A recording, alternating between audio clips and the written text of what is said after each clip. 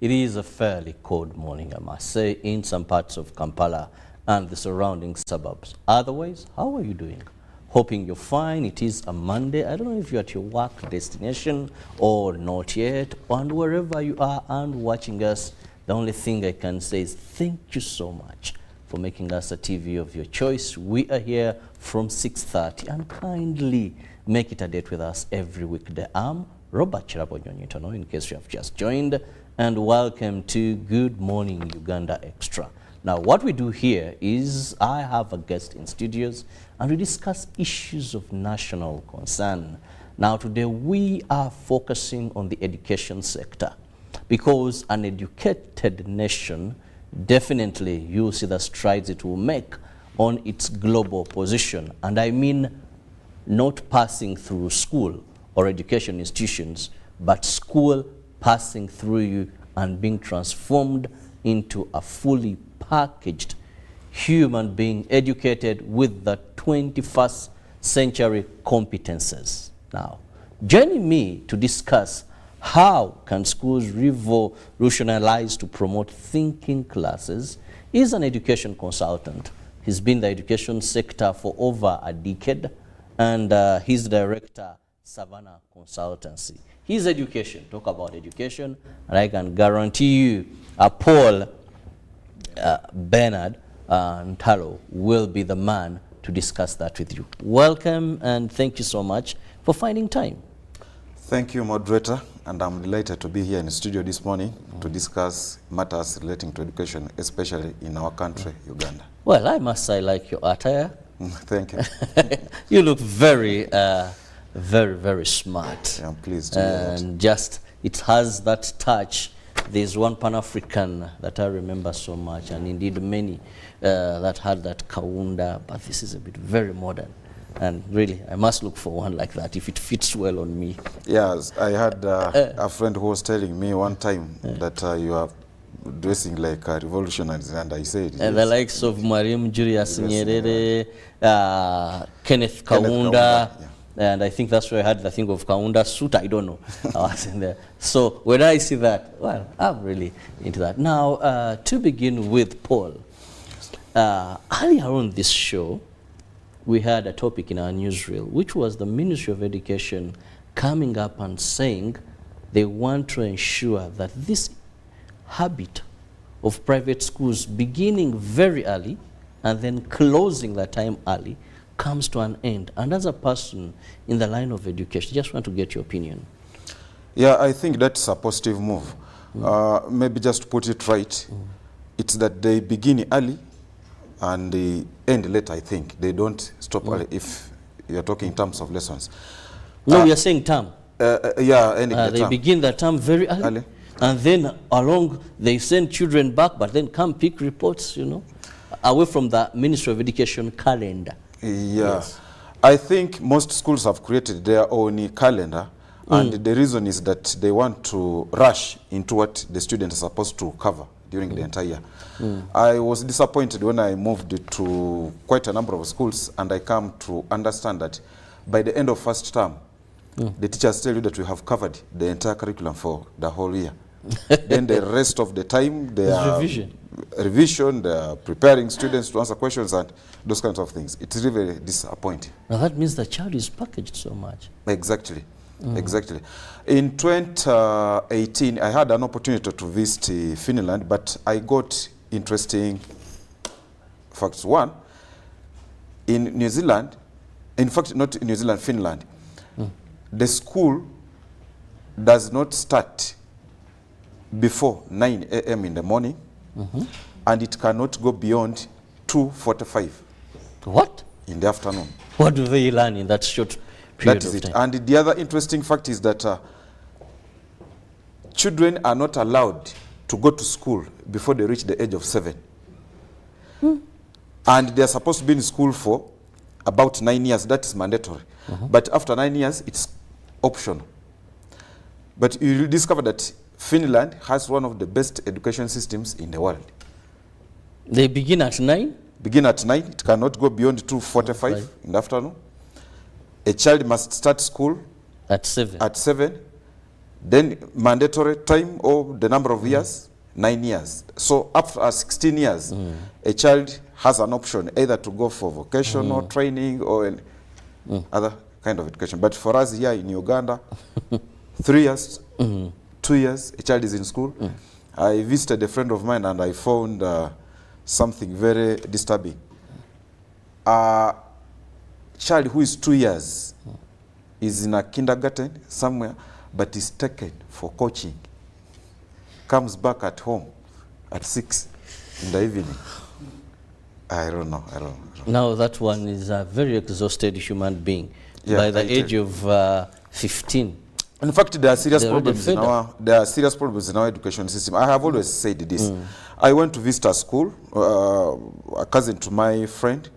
When we went there, the boy came, just took a piece of chicken and was eating while standing. And he was telling us, see you later. I asked, where are you going? We're going back to class. And this was a Sunday. I don't know what's wrong with our education system. I think the ministry has to do something about that. Yes, this thinking that and you see what is very disturbing is the ministry sets up how the term must flow, what must be covered in this particular time, even the time per lesson, everything is well done. But enforcement becomes the problem, I think. Exactly. And sometimes we must say truth. Sometimes also I want to believe maybe conflict of interest, because you may find that many people I know that are in this arena own schools. And then some policies, I think, may find challenges along the way. Because where I come from, we said that a monkey may not be a right judge when it comes to issues of the forest. Because that is where sometimes the problem comes. But away from that, we just looked into that briefly. Let's look at today's topic, which is can school revolutionize to promote thinking classes? Now, for the benefit of our viewer, let's break this in simple terms to get properly, because TV is instant communication. Yes. Here we are asking, is it possible for the schools to change such that the students that they teach demonstrate that they are able to think? That's what we are discussing here. We are bringing it up because what I've realized that when it comes to thinking, people take it from the surface. In fact, when you tell a person that you don't think in these areas, somebody will be mad at you. But when it comes to learning, thinking is something which is very deep. That concept has not been well grasped by most of the people. When we are talking of thinking, the students must be able to analyze, they must be able to synthesize, they must be able to evaluate, they must be able to comprehend, they must be able to demonstrate knowledge. But all these are not practical in our classes, I can say. What is happening there? Because when I went through this education system you're talking about, there are things that require you to think. In fact, we think that we think when actually we don't. There's in education something that we call metacognition, thinking about the way you think. This is absent. Now, when it comes to most of the classes that that happen in our society, it's not about thinking, but it's about remembering. In fact, remembering is not an aspect of thinking. Because there's something that you are taught. Yeah, so you just remember. Yeah. I want to give you an example where thinking can be applied. I want to give you a weird experience that I went through. There's a place I go to for sauna. Now, in this place, when you go, you pay 10,000. You are served with the tea as many times as possible. Tea, popcorns, and nuts. As many times as you want. 10,000. Now, one time I branched there, it was raining, and I wanted to take some kind of tea. Then I asked, can I be served the tea? They said, we don't sell tea here. But I told them, whenever I come here, you go for it. They say, yes, this tea is for people who go for sauna. I said, I'm going to pay the same amount that I pay when I go for sauna. Can you serve me tea? And I said, no, I cannot, because this tea is purposely for people who go to sauna. The second scenario, in the same place they sell, I don't know the right vocabulary for mlokonyi. Mlokonyi and cassava. It's at 6,000. I go and ask, can you serve mlokonyi? It says yes, 2 pieces. Now, I feel I still want more cassava, but I'm full of mlokonyi. I no longer want mlokonyi. I ask her, can you add me 2 pieces of cassava? I says, no, we serve mlokonyi with cassava. Cassava. So if you are not taking mlokonyi, we cannot serve you cassava. Then I told her, okay, I don't want more mlokonyi, but can you give me the cassava? I give you the 6,000. She said, no, we have to serve with this. Now, what these people were doing, they were thinking, they were remembering what they were told, that you have to be, you have to serve this with that. I expected them to think that if this person is paying the same amount of money, why should we deny him? That's where the issue is. Because your purpose is to sell and make money. Yeah, they should have thought in that direction. But for them, they only remembered what they were instructed when they came to start working. And that is a problem.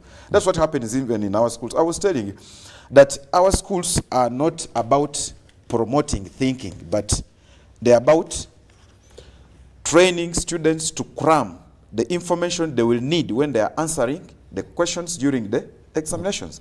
That's why I told you, after here, my viewers who have got the internet, they can search about Finland. In Finland, there are no standardized testings that we have got examinations at the end of this year, whatever. They don't have them. There's this gentleman I was mentioning last time, Paul Freire, who wrote Pedagogy of the Oppressed. And he was talking something about the banking theory, where the teachers go to class and he equated them to bank clerks who simply go to class to impart knowledge into the students, but they don't draw the knowledge from those learners. So we have got a very big problem. Our children do not think. I was telling you the other time the questions that I think. The question which requires the what, the mention, and whatever, do not promote thinking. One time I looked at my kid's book when she came home and they were asking her to name the head of school, where she comes from. Does that require thinking? Simply remembering what you were told when you went to school, and that is it. When did Uganda attain her independence? Yeah, when did Uganda attain her independence? Now, I want to take you through something. The other program I was talking of, the IB program. At the PYP level, which is the primary level, there are no standardized tests. There are no examinations done. At MYP, no formal examinations done. At DP level, which is our A level, there are external examinations, but more emphasis is given on the core subjects, the extended essay, the theory of knowledge, and creativity, action, and service. Then the internal assessment. The projects the children do in school, those carry the highest mark. But for the PYP that I have talked of, what they do, there's something they call an exhibition. It's a culmination. They demonstrate understanding of what they have been learning in the previous years, but in different forms. Isn't that something like what a government or country has gone to now with that, lower secondary curriculum? Exactly. I have always told people this is something that we should embrace strongly. But then the challenge is, it is a very good move. And to be honest, our viewers, if you look at the reviewed curriculum for lower secondary, it is very superb. Exactly. But then we have implementing challenges and cost. I've spoken to some of the teachers that seemingly argue, saying there is what is required and they may not be able to provide it. The kind of learning when you are still grappling with funding our education system that we desire to have, this critical thinking, thinking classes, involves more of practicals. Exactly. Involves more resources put in, and we still find this struggling. With the lower secondary curriculum, there are many schools that may tell you they have challenges in what is required for them to execute this program. In fact, I will agree with you on both fronts, but the most critical issue at that level is the implementation part. Why? Because the teachers do not have the requisite skills to implement that curriculum. What the government should have done, I think they should have thought of training the teachers first, thoroughly. The issue of resources, well, I agree with you, resources are required, but I want to give you an example of this respected gentleman I talked of last time, Peter Tabich. I happened to attend the Teacher Global Award in Dubai in 2019. And this is what Peter did. Peter comes from a very remote place in Nakuru, in Kenya. prone to famine and drought, those kinds of things. But what he does, he gets, the salary he gets, 80% of that money goes back to these marginalized families. He pays for them school fees, buys necessary, whatever. Now, there are interesting facts here. One, that he donates 80% of his salary to the students, and 95% of those students come from poor families. Now, his students work on renewable energy, and they competed in Intel International Science and Engineering Fair. This was in Arizona, in the US. Then he later took, in fact, he won this award by the Royal Society of Chemistry. He harnessed the plant life to generate electricity. He did not go to Nairobi to buy some of this stuff. He just used the local environment. That's why I was telling you last time that for us in education, we assume that our local environment is the best laboratory that you can use, because we teach things that are of global and local significance to the learner. Why should we go and teach about River Mississippi when our children here have never seen River Nile? Why should we? That's where the problem is. We are thinking that the cost of implementing this is very high. Fine, it is in some aspect, but not entirely that. Because we can exploit the resources in our natural environment, and we come up with very serious... Recently, regarding that direction, I saw UNEB and requesting this issue of continuous assessment. And it was also another hectic thing that you find. These are good initiatives, and I must say, even our viewers, we all want to have children, we want to have pupils, we want to have students that have the skills and can compete in the 21st century. We want to bring out a person who is ready for the job market and has the skills the job market wants. Now, when you look at your perspective, good, you've given us so much about the developed world. And one would say they could have gone through the challenges we are going through today, and they have learned and been able to get there. But there is this aspect of, let's understand our education system, the nature of our parents, their priority to education, and we don't only look at the elite class that may view things the way you're viewing them. But remember, we have those in the village who government is still even running after to take their children to school. We still have those schools that maybe classes are held under the tree. We still have those schools where it's a building divided class. P1 is facing this direction, P2 is facing this direction. I was able to visit one or two, and I couldn't believe what I was seeing. But these are the real, you know, let's be realistic.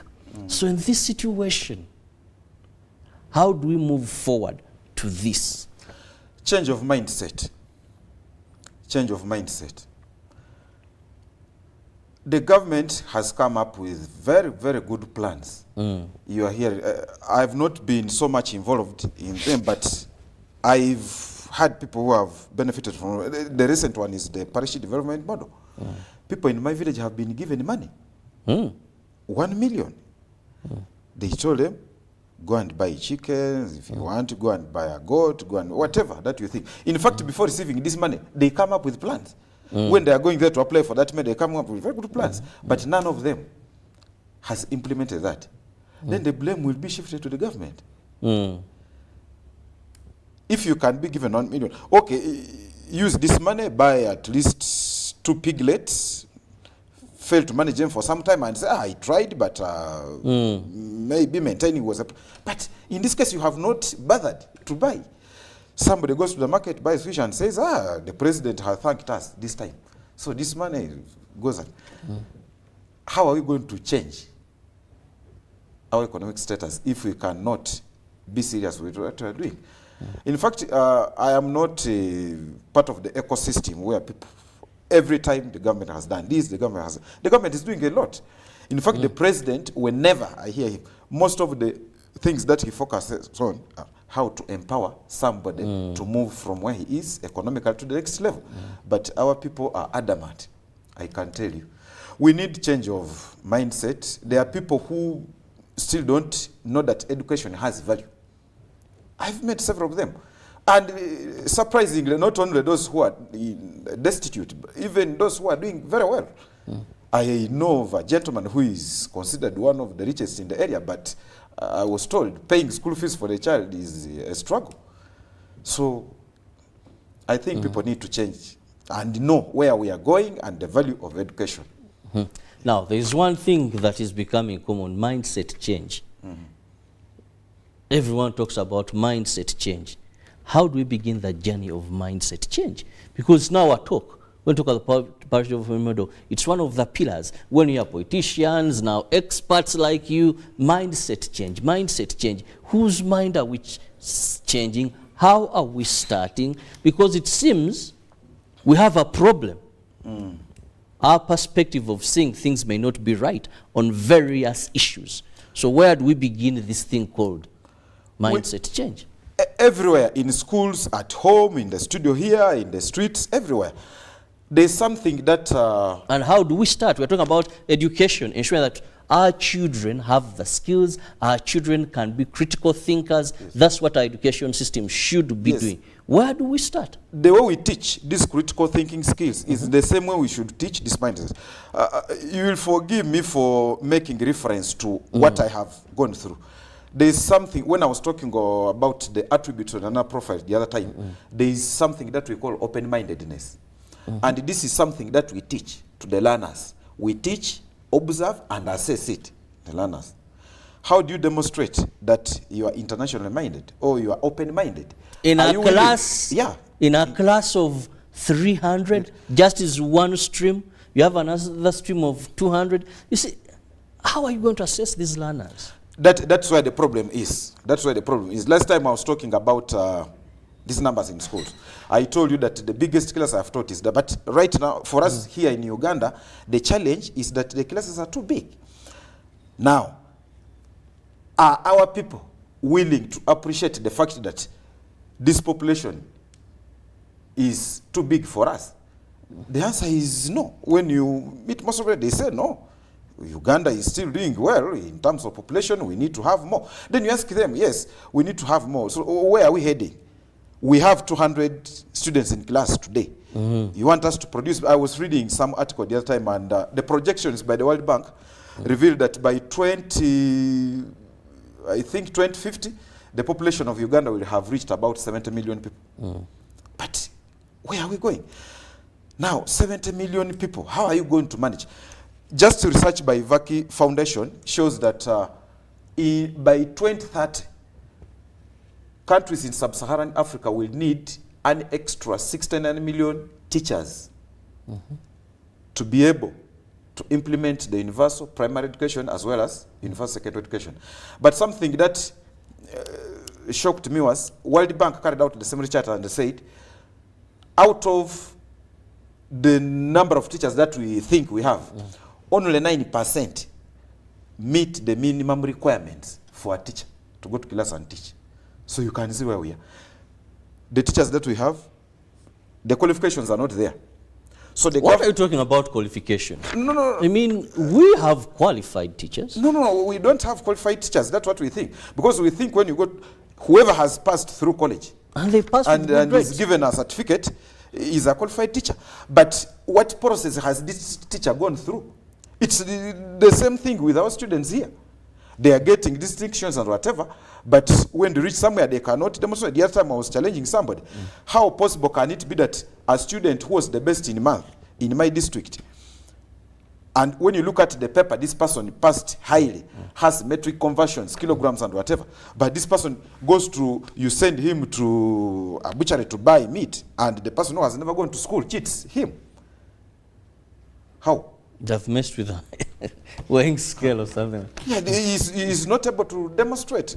So we don't have qualified teachers. Like I told you, in Finland, for a person to qualify to become a teacher, you must have a minimum of a master's degree.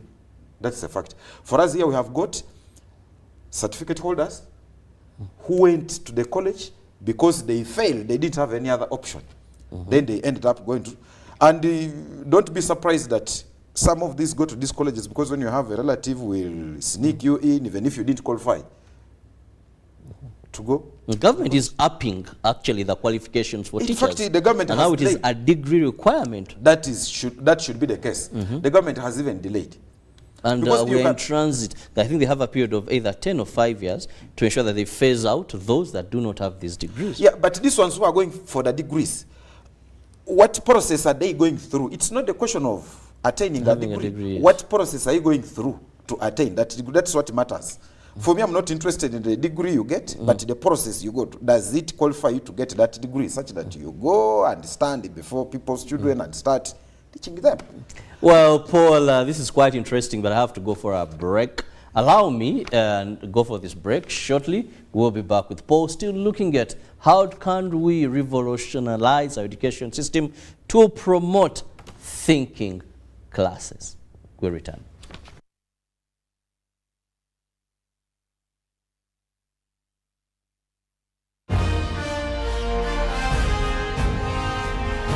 Live from UBC Studios in Kampala, this is Good Morning Uganda Extra.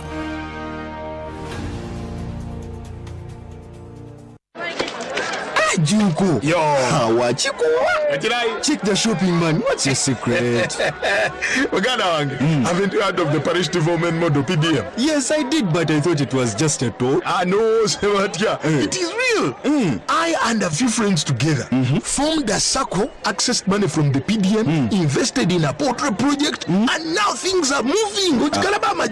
Junko. I thought I was one of your friends. You are. But you left me behind. I didn't leave you in poverty. But what you do, just visit your LC2 chairperson and your parish chief and start the process of economic transformation. Just like that. The parish development model is an initiative from the government of Uganda through the Ministry of Local Government designed to transform all lives of Ugandans for the better. PDM, my parish, my development, my life. UBC is the national public broadcaster. We educate, inform, entertain, and inspire our audiences. You can watch us on free-to-air channel 001, DSTV channel 282, GoTV channel 371, Star Times channel 201, Zuku TV channel 20, and Azam TV channel 350. Even when your subscription expires, you can still watch UBC for free on your pay TV platforms.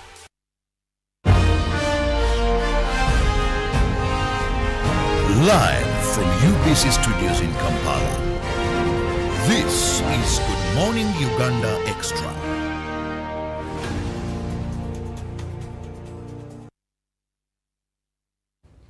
Welcome back from that break, and thank you so much for keeping it with us here on UBC TV. I'm Robert Chirabo. You need to know this is Good Morning Uganda Extra, but just to remind you, we are here every weekday from 6:30.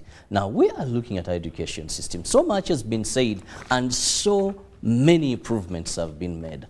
But, well, still it is a journey that we have to continue seeing how best do we get to that. One of the biggest achievements is the lower secondary curriculum that is looking at ensuring that our children don't only go through school, but acquire skills that are necessary. Now, one of the things we've always been talking about, someone has 7 years in school and they cannot qualify for anything that is primary. They go for 4 years and they do not have the skills. They go for another 2 years A-level, and you have to wait at campus when they have gotten something that can enable them to survive. Now, this curriculum looks at ensuring that at whatever level, there is something that this child has really learned.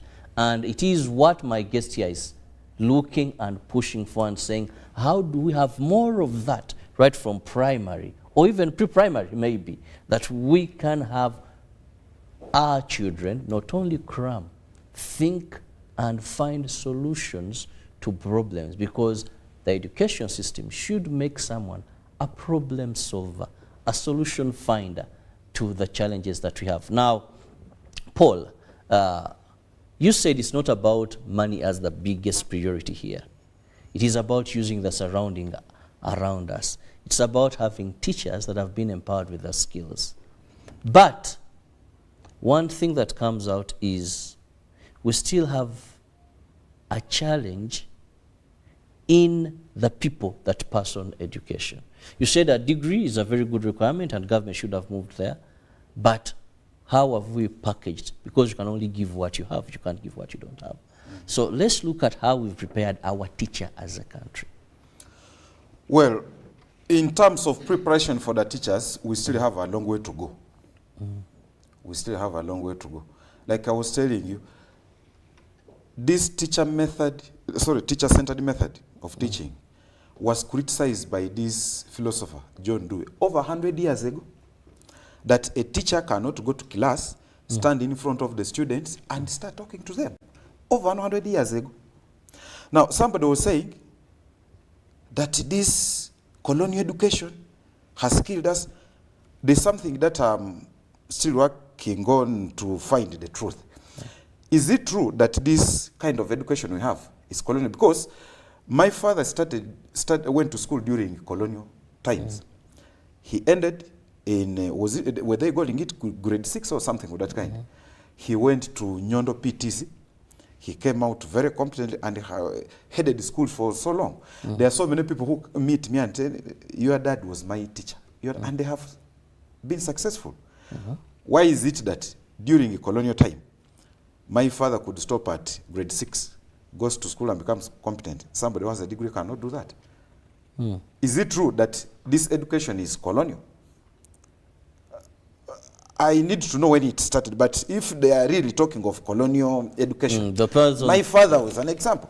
They were taught by the whites. Yeah, the first DO in our district, Toronto, the late Rumanyani from my district, I was told he ended at grade 6. There are districts that are not performing and they have got district education officers with master's degrees. So what's the problem? This is something the ministry has to work on. So where have we gone wrong? Because if it's the same system, is it the ones passing on the education? No, it's not the same system. Because one will tell you, I remember the late Bale Francis, may his soul rest in eternal peace. You always told me how they were taught by whites, and it was something to brag about when you tell him about his accent, pronunciation, intonation, and all that.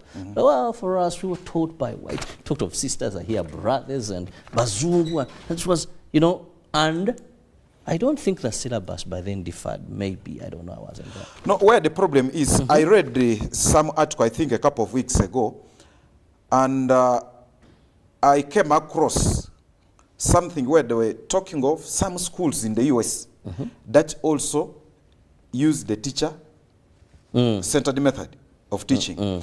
And I wanted to know the history of that. They said it happened around, I think it started around 1968, when the population had increased and there were so many pupils in class and the teachers could not handle. I could not dispute that, because when they talk of the size of the class and I compare with what we have, that becomes a challenge. So here, without beating around the bush, the biggest problem here is that our population does not allow us to move away from teacher-centered to. Because if we do that, a normal school should have an average of 20 students in class. If you did that, how many schools do we need in Uganda? And do you have the infrastructure to accommodate all this? The answer is no. Now, if the issue is population, what do we do? In Uganda here, I want to tell you. Maybe just before even you go to that, for clarity purposes for our viewer, when you talk about teacher-centered, what is the alternative for not teacher-centered? Define these two, let's be clear on them.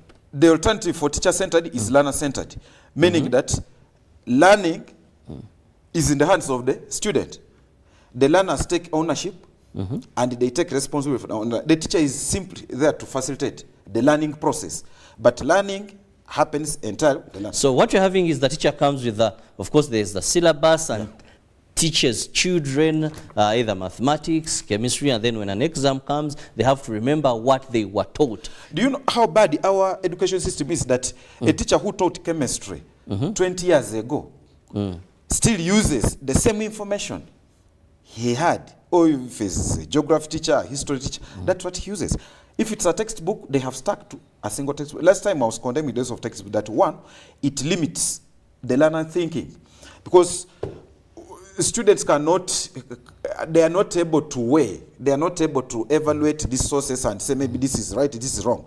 And their thinking is only limited to a singular perspective of the author of that book. That's why in our system I told you, fine, a textbook is a tool that can be used, but we do not solely depend on the use of text. We have to vary the resources that we use when students are investigating any kind of information. But here, that's the problem that we have. So when you are talking of a teacher-centered method, the teacher comes to class, tells the students everything that he has. Then he gives them questions to answer in 20 minutes. But we have got different categories of learners in the class.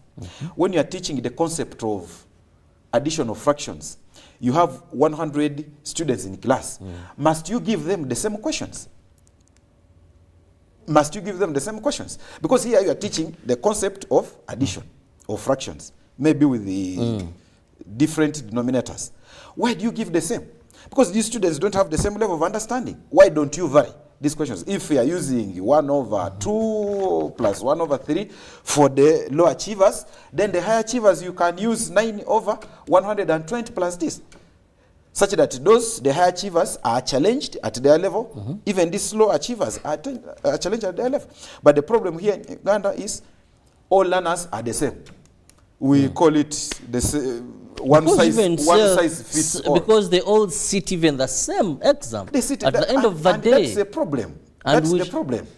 One of these categories of students is not challenged. They're supposed to understand. No, I'm telling you, I told you have got 3 categories of learners. Those, they have been the middle and the lower. If you give the same questions, there is a group you have left out.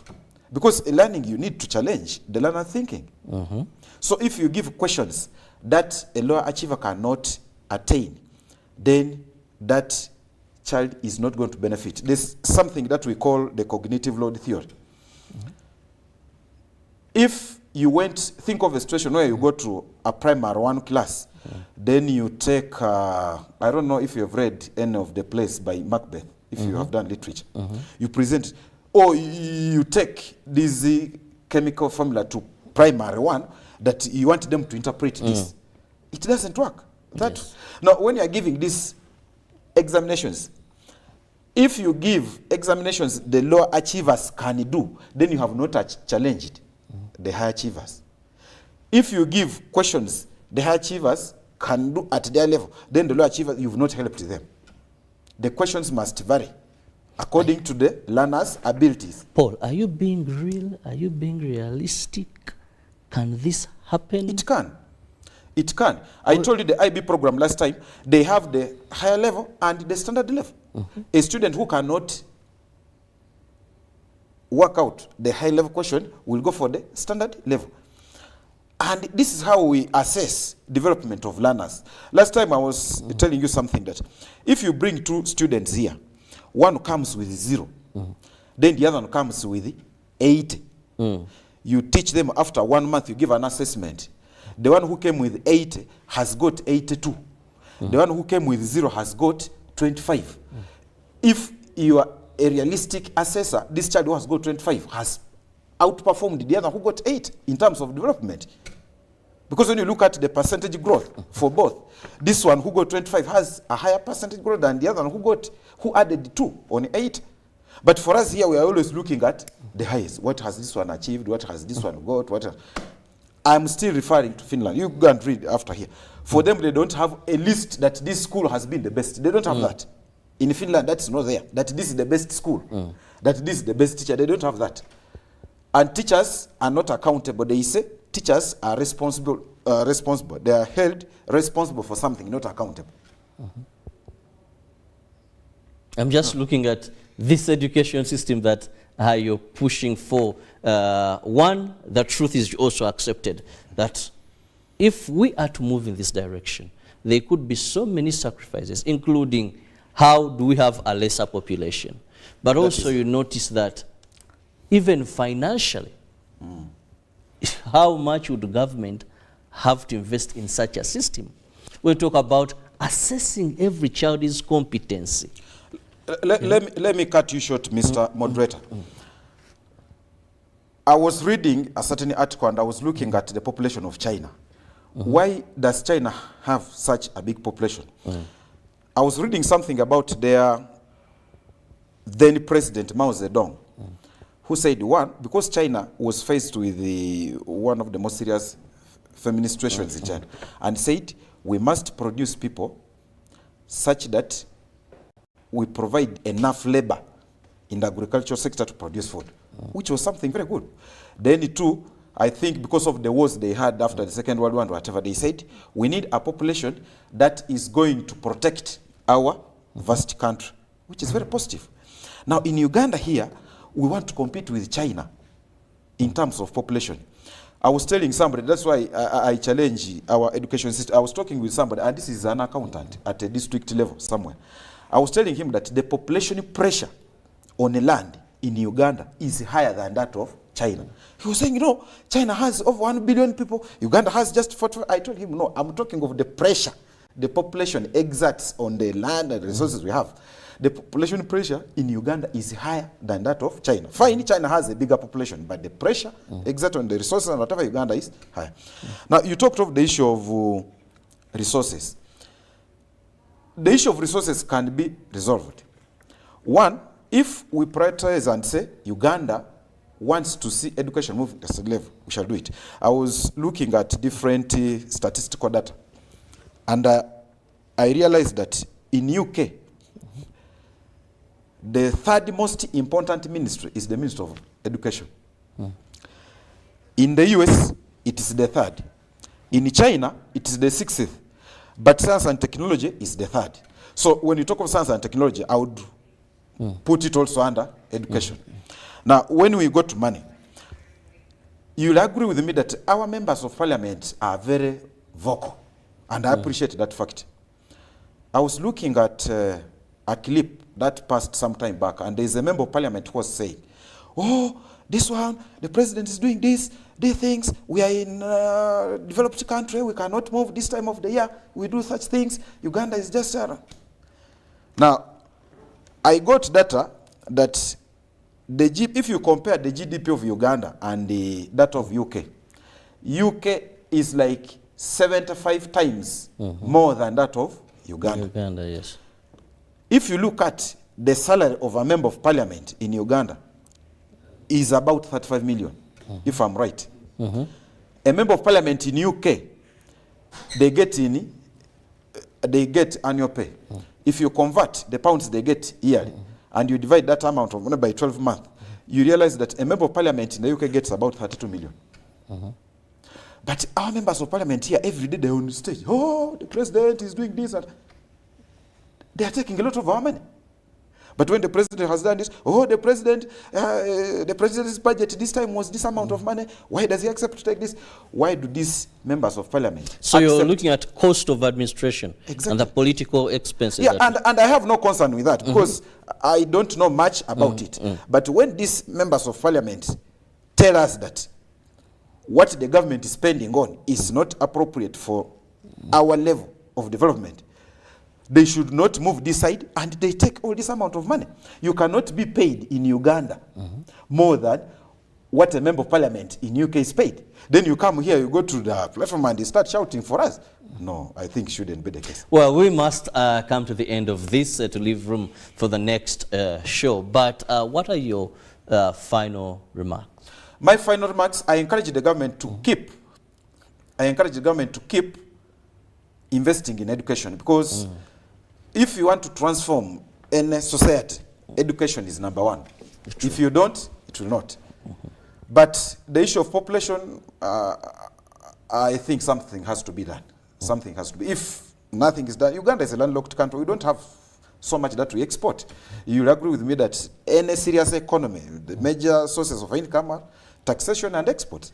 How are you going to tax poor people and you think you'll get enough money to run all these big budgets? It's not possible. So I just encourage the government. The track they have taken with the lower secondary curriculum, I 100% support it. What we need is to train the teachers such that they become competent enough to implement these curriculum. Well, thank you so much, Paul, and thank you so much, our viewers, for being with us from the hour of 6:30 till now. We really appreciate, and we can't wait to have you tomorrow in Good Morning Uganda. Very important thing to consider is education is a lifetime investment. Educate a child, an educated nation, well, there's so much it can achieve. But we should have real education and not just saying we went through school. Together, we believe if we make this a priority, we can achieve that. Have a lovely day. See you tomorrow, the good Lord willing. Good morning.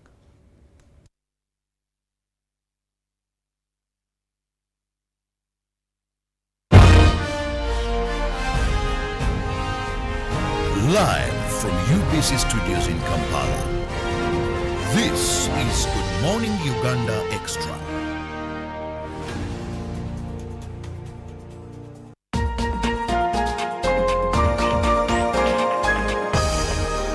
This week on UBC.